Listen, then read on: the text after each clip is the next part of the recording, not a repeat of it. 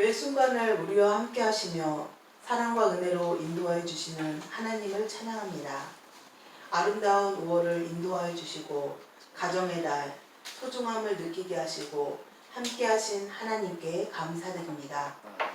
주님의 자녀로 택하여 주시고 주의 날 시간과 마음을 정하여 하나님 아버지께 예배하게 하시니 감사드립니다. 우리의 온 마음과 정성을 다하여 찬양과 경배를 올리는 은혜의 복된 시간이 되게 하옵소서. 주님, 말씀을 듣고 그 말씀대로 실천하며 살아가려 하지만 우리 인생에 먹먹함이 찾아올 때 감사하라 하시고 믿음으로 겸손하라 하셨건만 순간순간 원망과 불신과 교만이 찾아와 교회와 가정을 무너뜨리려고 합니다. 예수 그리스도의 이름으로 악한 것은 떠나가고 명령으로 주신 말씀 항상 기뻐하라 쉬지 말고 기도하라 범사에 감사하라는 말씀 붙들고 승리하게 하옵소서. 하나님께로부터 이끌린 요셉을 바라보며 우리의 희비에 감사와 원망이 아닌 전천후 감사로 복의 통로가 되게 하여 주시옵소서. 하나님을 높이며 살아가는 인생이 되게 하옵소서. 하나님 아버지, 가정과 일터에 복을 내려주시고 팍팍한 세상, 힘들고 어렵지만 내게 있는 것 나누며 사랑하며 살아가 작은 것에도 감사하며 행복을 느끼며 살아가는 은혜를 베풀어 주시옵소서. 연로하고 연약한 성도들 믿음으로 붙들어 주시옵소서. 말씀을 들으면서 믿음으로 인도하시고 하나님의 은혜를 잊지 않고 살아가게 하옵소서. 이 나라와 민족을 복음으로 하나 되게 하옵소서. 오랜 전쟁과 기근, 쿠데타 등 어려움을 겪고 있는 나라에 평화가 임하게 하옵시고 경제적 어려움과 불안함을 주님께서 인도하여 주시옵소서. 말씀을 전하실 목사님 위에 성령의 충만한 권능으로 인도하여 주시옵소서. 말씀을 듣는 우리의 심령이 열리어 아멘으로 화답하는 귀한 시간이 되게 하여 주시옵소서. 언제나 지키시고 보호하여 주시는 예수 그리스도의 이름으로 기도드립니다. 아멘. 오늘은 성령 강림주일입니다. 태초부터 성부, 성자, 성령 삼위 하나님이 계셨는데 성자 예수님이 특별히 우리 가운데 오신 날을 기념해서 성탄절일을 하듯이 성령 하나님께서 우리 가운데 임재하시고 신약 교회에 임재하신 것을 성령 강림절이라 그렇게 기억하고 기념하죠. 지금으로부터 약 2000년 전에 마가 요한의 다락방에서 기도하던 사람들에게 성령님이 임하셨습니다. 그 성령님은 지금도 우리와 함께 하십니다. 우리 가운데 역사하고 일하고 계십니다. 자, 그렇다면 성령님이 하시는 일은 어떤 것입니까? 성령님은 어떤 일을 하십니까? 본문 말씀을 통해서 함께 은혜 받고자 합니다. 첫째로 우리를 살게 하십니다. 13절에 보면 너희가 육신대로 살면 반드시 죽을 것이오되 영으로서 몸의 행실을 죽이면 살리니 해서 우리가 성령의 인도함을 따라 몸의 행실을 죽이면 산다고 했습니다. 그걸 잘 알기 위해서 앞절을 좀 참조하면 2절에 생명의 성령이라고 했습니다. 성령은 생명입니다. 그리고 생명 주는 영이십니다. 영어로 하면 The Holy Spirit is life and the life-giving Spirit. 생명이고 생명 주는 영이시다는 거죠. 성령님은 우리의 영을 살리셨습니다. 거듭나게 하셨습니다. born again. 이것을 중생이라고 합니다. 6절에 영의 생각은 생명과 평안이라고 했습니다. 우리가 성령님의 인도하심을 따라 살 때 참 생명과 평안을 얻게 되는 것입니다. 11절에 보면 놀라운 말씀이 있는데 성령님은 우리 영뿐만 아니라 우리의 몸도 살려주십니다. 우리의 병도 고쳐주십니다. 그리고 마지막 날에는 신령한 몸으로 부활하게 하십니다. 시편 기자는 이렇게 노래했습니다. 시편 104편 30절 주의 영을 보내어 그들을 창조하사 지면을 새롭게 하시나이다 했습니다. 식물들이 새싹이 나고 자라고 열매 맺는 것을 보면 정말 신기합니다. 자연계에서 일어나는 일도 그러하거늘 하물며 신령한 세계에서 일어나는 일은 어떻겠습니까? 한 영혼이 거듭나고 성장하고 열매 맺는 것을 보는 것은 얼마나 큰 기쁨이고 감격이고 보람인지요. 성령님의 살리고 새롭게 하시는 역사가 여러분과 여러분의 가정에 가득하기를 바랍니다. 둘째로 우리를 인도하십니다. 14절에 보면 무릇 하나님의 영으로 인도함을 받는 사람은 곧 하나님의 아들이라고 했습니다. 하나님의 영으로 인도함을 받으십니까? 오늘 하루 살 때도 하나님의 영으로 인도함을 받으십니까? 아니면 내 욕심과 고집, 익숙한 습관대로 하십니까? 하나님의 영으로 인도함을 받는 자는 하나님의 아들이라고 했습니다. 구약 이스라엘 백성들이 출애굽의 광야를 행진할 때 하나님께서 구름 기둥과 불 기둥을 인도하셨습니다. 신명기 1장 33절에 보니까 놀라운 표현이 있는데 그는 너희보다 먼저 그 길을 가시며 우리가 갈 때는 이런 골짜기 이런 사막 나 생전 처음이다. 그래도 하나님께서는 벌써 그 길을 가셨다는 것입니다. 그는 너희보다 먼저 그 길을 가시며 장막 칠 곳을 찾으시고 얘는 지치고 힘들어서 떡을 빼매고 형편없고 이런데 하나님께서는 그보다 앞서 가셔서 그 장막 칠 곳을 더 찾으시고 그랬어요. 밤에는 불로 낮에는 구름으로 너희 갈 길을 지시하신 자이시니라 그랬어요.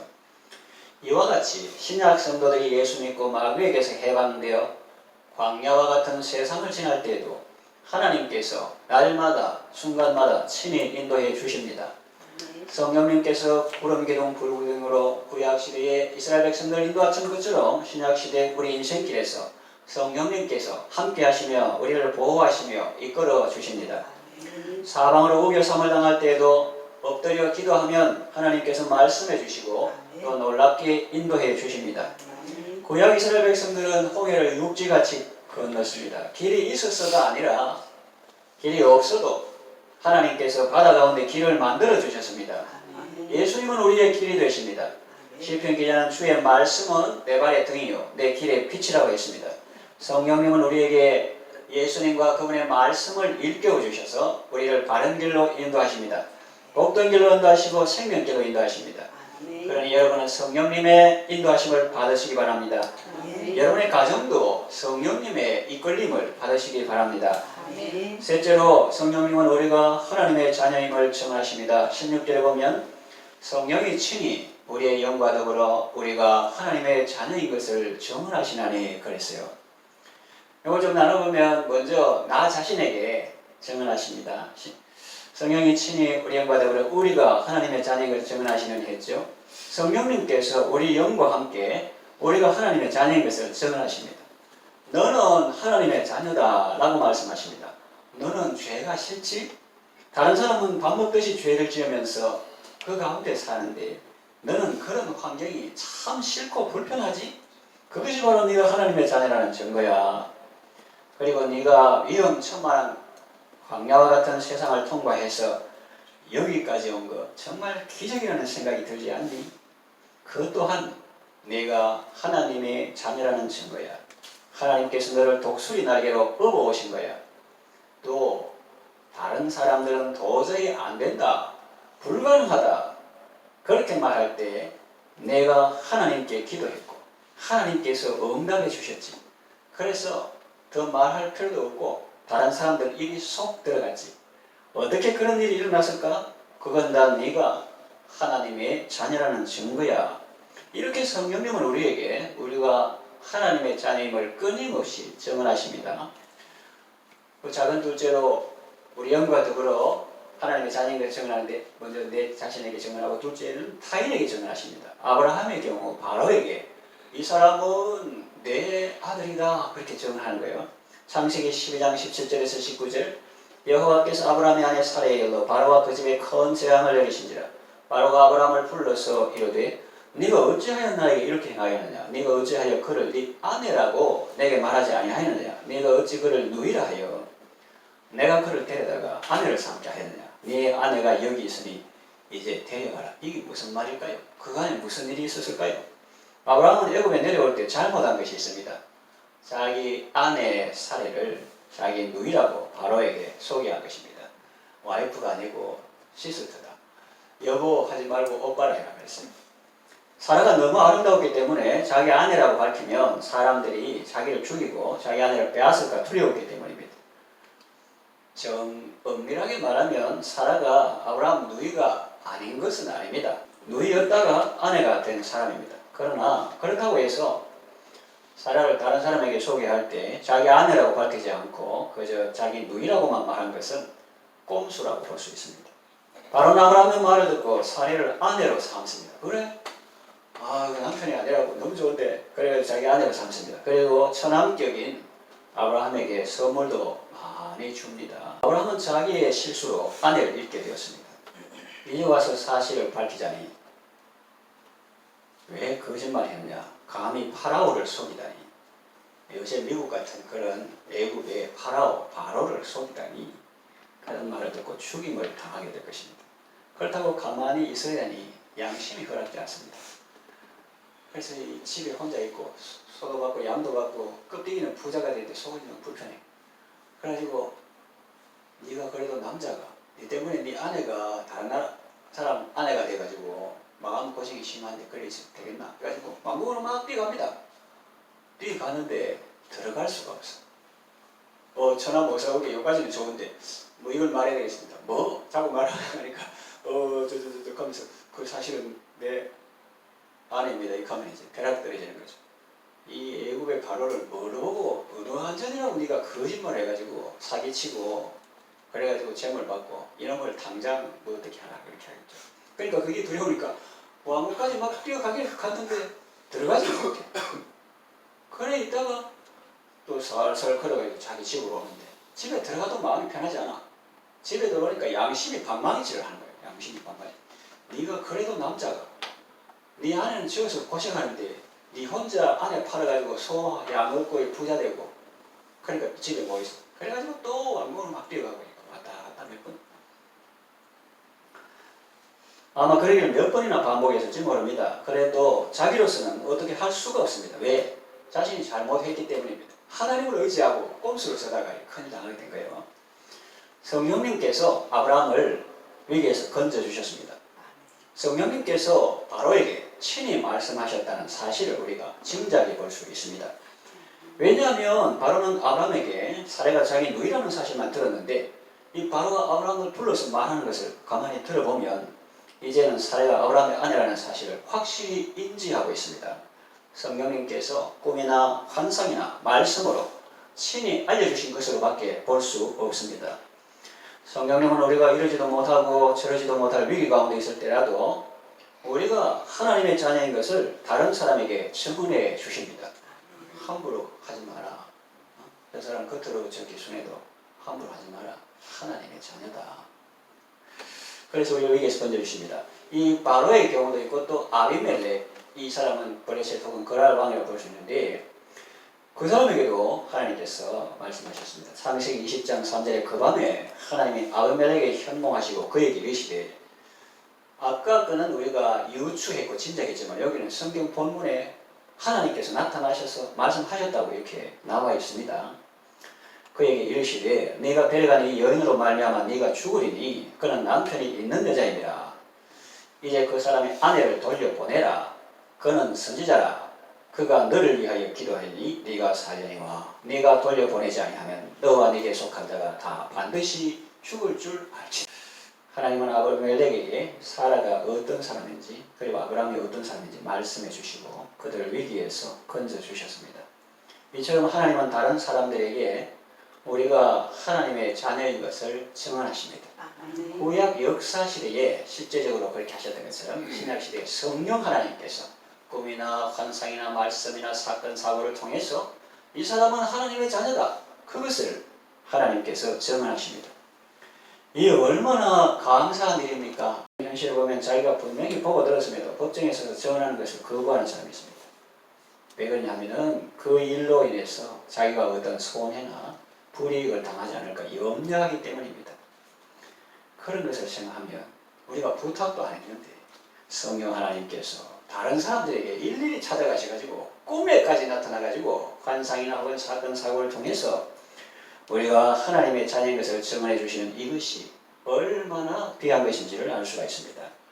이거는 시편에도 요약돼서 기록되어 있습니다. 시편 105편 12절에서 15절에 보면 그때의 그들의 인수가 적어 이스라엘 조상들을 말합니다. 열조들을 말합니다. 사람 수가 적어서 그 땅에 나그네가 되었고 이 족속에게서 저 족속에게로 이 나라에서 다른 민족에게로 떠돌아 다녔도다. 겉으로는 떠돌이지만 그러나 베드로가 말한 것 같이 흩어진 나그네예요. 하나님의 백성들입니다. 떠도는 그것도 다 목적이 있어요. 이 땅에 뿌리박고 영구히 사는 사람은 여기에 욕심내가 땅 사고 집 사고 그게 다인 줄 알지만 이 사람은 흩어진 나그네예요. 하나님을 의지하고 또 흩어져가지고 복음을 전하도록 그렇게 하는데 겉으로 보면 그래요. 그들의 인수가 제가 그 땅에 나그네가 되었고 이 족속에서 저 족속에게로 이 나라에서 다른 민족에게로 떠돌아다녔도다. 그러나 그는 하나님이죠. 사람이 그들을 억압하는 것을 용납하지 아니하시고 그들로 말미암아 왕들을 꾸짖어 이르시기를 나의 기름 부은 자를 손대지 말며 나의 선지자들을 해하지 말라 하셨도다. 이게 시편에 기록되어 있습니다. 이처럼 하나님은 다른 사람들에게 우리가 하나님의 자녀인 것을 증언하십니다. 할렐루야. 아멘.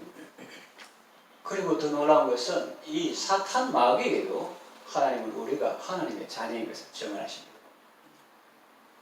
그는 욥기 1장 8절에 보면 나오는데 여호와께서 사탄에게 이르시되 네가 내 종 욥을 주의하여 보았느냐? 그와 같이 온전하고 정직하여 하나님을 경외하며 악에서 떠난 자는 세상에 없느니라. 욥 2장 3절에 여호와께서 사탄에게 이르시되 네가 내 종 욥을 주의하여 보았느냐? 그와 같이 온전하고 정직하여 악에서 떠난 자가 세상에 없느니라. 네가 나를 충동하여 까닭없이 그를 치게 하였어도 그가 여전히 자기의 온전함을 굳게 지켰느니라. 이렇게 사탄에게 말하고 있습니다. 조로아스터교, 개화교 이런 거는 선과 악의 싸움, 빛과 어둠의 싸움 이렇게 하지만 대등한 존재가 아닙니다. 하나님의 천상의 회의에 하나님의 사자들이 쭉 있고 사탄은 그 중에 하나로 이제 온 거고 본래는 천사 중에 하나인데 찬양하다가 그러면 더 겸손해야 되는데 하나님 자리에 자기가 앉으려고 하다가 쫓겨난 그런 것을 우리가 알 수가 있는데 그 사탄에게도 하나님은 우리가 하나님의 자녀인 것을 증언하십니다. 또 네 번째, 작은 네 번째는 천군 천사에게도 우리가 하나님의 자녀인 것을 증언하십니다.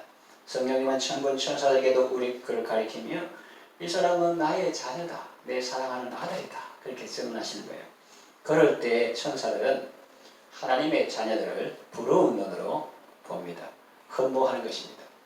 그래서 우리 찬양하잖아요. 천사도 흠모하겠네. 우리 존재 자체도 그렇고 우리의 사명도 그렇고 성령님이 우리 영과 더불어 우리가 하나님의 자녀인 것을 증언하시니 여러분은 평안함과 담대함을 가지고 감사하며 살아가시기를 바랍니다. 더 겸손해야 되겠죠. 더 겸손해야 되겠죠. 근데저로 우리의 연약함을 도와주십니다. 그건 26절에 나옵니다. 이와 같이 성령도 우리의 연약함을 도우시나니 우리는 마땅히 기도할 바를 알지 못하나 오직 성령이 말할 수 없는 탄식으로 우리를 위하여 친히 간구하시느니라 그랬어요. 사실은 기도를 잘 못합니다.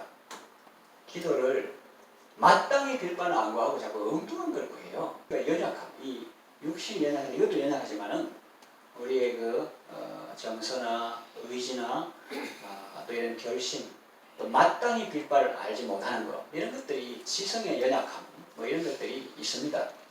그런데 성령님께서 우리를 도와주신다는 거예요. 17절에 보면은 우리가 하나님의 자녀이면 또한 상속자입니다. 곧 하나님의 상속자예요. 그리스도와 함께한 상속자입니다. 그리스도는 하나님의 아들이고 우리는 하나님의 아들들이니까 우리 하는 것은 전부 다 그리스도 안에 다 들어있는 거예요.